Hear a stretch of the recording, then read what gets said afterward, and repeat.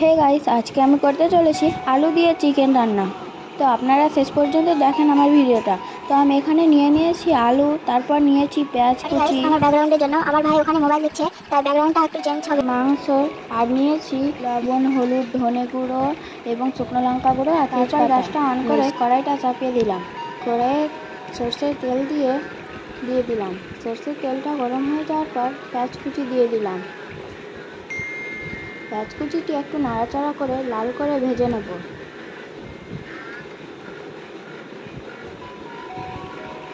লাল করে ভেজে নেওয়ার পর এখন মশলাগুলো দিয়ে দেব।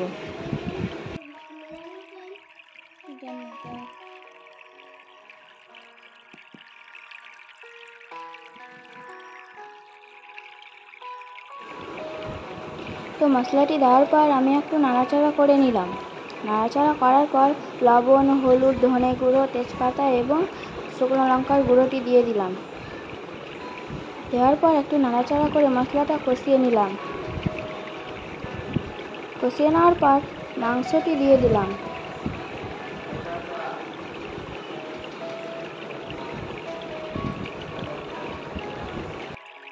মাংসটি দেওয়ার পর একটু নাড়াচাড়া করে নিলাম।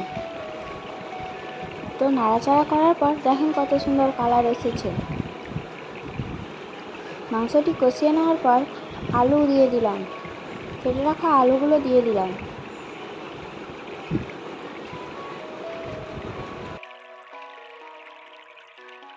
আলুটি দেওয়ার পর একটু নাড়াচাড়া করে নিলাম।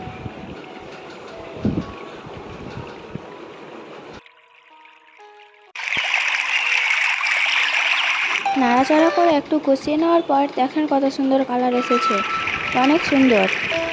কষিয়ে নেওয়ার পর একটু জল দিয়ে দিলাম।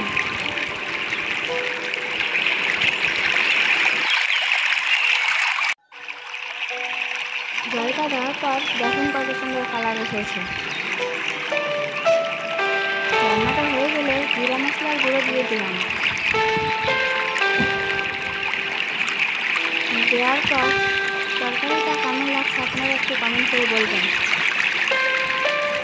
এরকমভাবে রান্না করলে খেতে কিন্তু খুব সুন্দর হয়। তো আপনারা সবাই খেয়ে বলুন দারুণ। তো আমার ভিডিওটি ভালো লাগলে একটু লাইক করে দেবেন। চ্যানেলটিতে নতুন হয়ে থাকলে একটু সাবস্ক্রাইব করে দেবেন। আমার পাশে থাকবেন।